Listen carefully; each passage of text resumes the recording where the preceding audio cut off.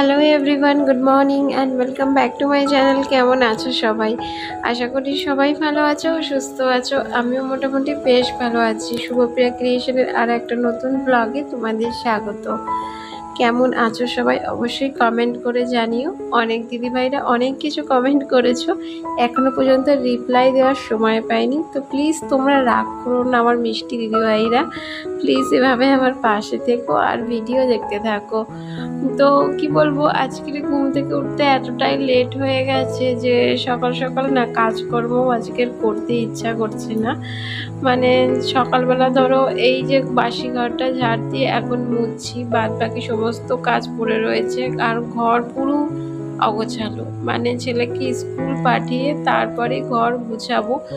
আর আজকের ঠাকুর ঘরেও কিছু কাজ রয়েছে, সেগুলোও কমপ্লিট করব। আসলে কি বলো তো, নিজে নিজে না এতটাই ব্যস্ত হয়ে পড়েছি নিজের মানে সংসার সব কিছু নিয়ে, যে আমি ঠিকঠাকভাবে ভিডিও শ্যুট করতে পারছি না আর তোমাদের কাছে ঠিকঠাকভাবে ভিডিও আপলোড করতে পারছি না। হ্যাঁ, এটা বলতেই পারো যে দিদিভাই তুমি তো প্রতিদিন ভিডিও দিচ্ছ, হ্যাঁ, কিন্তু সেইভাবে ভিডিও আমি শ্যুট করতে পারছি না। যেগুলো শ্যুট করার দরকার সেগুলোই আমি ভিডিও ঠিকঠাকভাবে শ্যুট করতে পারছি না। আর হ্যাঁ, একটা দিদিভাই কমেন্ট করে বলেছিলে যে আমার কি এটা নিজের বাড়ি? হ্যাঁ, এটা আমার নিজের বাড়ি। তো ভাড়া বাড়ি নয়, এটা আমার নিজেরই বাড়ি। তোমাদের অনেক কিছু প্রশ্ন আছে যেগুলো তোমাদের মানে রিপ্লাইয়ের মাধ্যমে হয়তো সবসময় দেওয়া সম্ভব হয় না। তোমরা ভিডিও দেখতে থাকো, তো আমি আস্তে আস্তে সমস্ত কমেন্টের রিপ্লাই তোমাদের দেবো, ঠিক আছে? আর এই যে দেখো, এখন স্নান টান সেরে চলে এসেছি ঠাকুর ঘরে। ঠাকুর ঘরে না এই যে ওপরটা একটু স্লিপারটা যেটাকে বলে, তো সেটাকে একটু মোছামুছি করছি, কারণ সামনেই জন্মাষ্টমী। হ্যাঁ, তার আগে গ্রিলগুলোও মুছেছি, কিন্তু শ্যুট করা হয়নি কারণ আমার ফোন ধরার লোকের ভীষণ অভাব, আর স্ট্যান্ডটাও হয়ে গেছে খারাপ, তো সেই কারণে। আর এই যে দেখো কত বাসন পড়েছে ঠাকুরের, এগুলো এখন এক এক করে মাজছি। আর এইখানটায় বেলা 10টা সাড়ে 10টার মধ্যে এতটাই রোদ্দুর পড়ে যে কি বলবো, বাসন মাজতে ভীষণ কষ্ট হয়। দেখতেই পাচ্ছ আমি রোদের মধ্যে বসে বসে এখানে বাসন মাজছি। আবার একটু বেলা পড়ে গেলে না, ধরো ওই 12টার পর থেকে এখানটায় আর রোদ্দুর পড়ে না।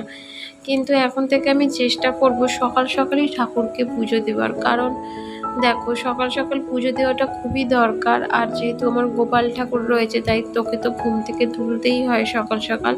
কিন্তু মুখ দিয়ে বলি যে কাজটা, সেটা আর হয়ে ওঠে না। সেই আমার দেরি হয়েই যায় সংসারের কাজ করতে করতে ঠাকুরের পুজো দিতে। তো যাই হোক, আজকের না গাছে অনেক নীলকণ্ঠ ফুল ফুটেছে, দেখে বেশ মনটা ভরে গেল জানো তো। যেদিন যেদিন ভাবি যে আজকের আমার ফুলের দরকার, সেদিন সেদিন একটাও ফুল মানে নীলকণ্ঠ ফুল ফোটে না।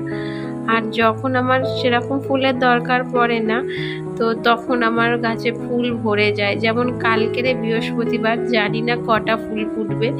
যেমন গত সোমবার, শ্রাবণ মাসের শেষ সোমবার গেছে, ওই টাইমটায় আমার অনেক নীল ফুলের দরকার ছিল, কিন্তু সেই দিনই আমার দুটো মাত্র নীল ফুল ফুটেছে। কতটা খারাপ লাগে বলো তো। আর এই যে দেখো এই দিকের গাছেও নীল ফুল ভরে গেছে।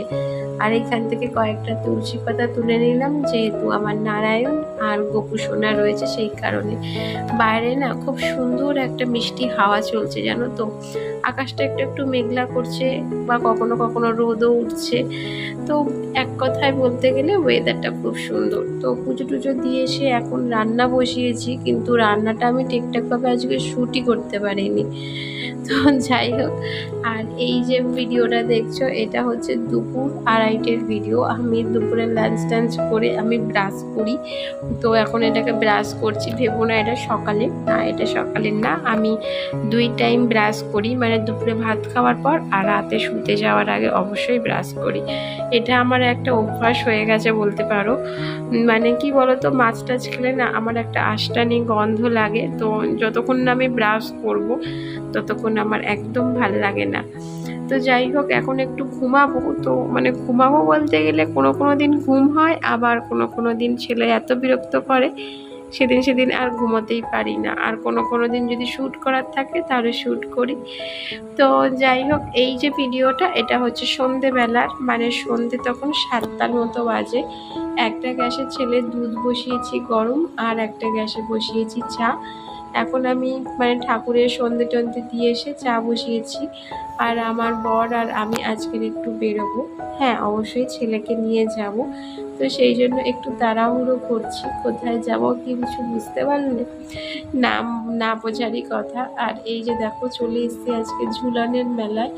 আমাদের এখানে খুব সুন্দর ঝুলনের মেলা বসে 15 দিন টানা, মানে 15 দিনের বেশি, ধরো 20-25 দিনের মতো থাকে। মানে খুবই সুন্দর ঝুলনের মেলাটা, কিন্তু আমি ঠিকঠাকভাবে আজকে শ্যুটই করতে পারিনি। চেষ্টা করব নেক্সট আর একদিন গিয়ে ভিডিও শ্যুট করে তোমাদের দেখানোর, ঠিক আছে? আর এই যে দেখো, আমাকে সেলফি তুলতেই ব্যস্ত, মানে ভিডিও এদিকে হয়নি, আর এদিকে এই ক্যামেরাটা আমার ধরে দিয়েছে আমার বর। তো দেখো কত সুন্দর দেখতে লাগছে, পুরো ভিডিওটা শ্যুট করা হয়নি গো। আমি চেষ্টা করব আর একদিন তোমাদের এই রকম ভিডিও, মানে ঝুলনের বা জন্মাষ্টমীর ভিডিও দেখানোর, ঠিক আছে? তো আজকের ভিডিওটা এখানেই শেষ করলাম। কেমন লাগছে অবশ্যই কমেন্ট করে জানিও। আর কার কার বাড়িতে এইরকম ঝুলনের পুজো হয়েছে সেটাও কিন্তু জানাতে ভুলো না। তো আজকের জন্য টাটা, আবার দেখা হবে।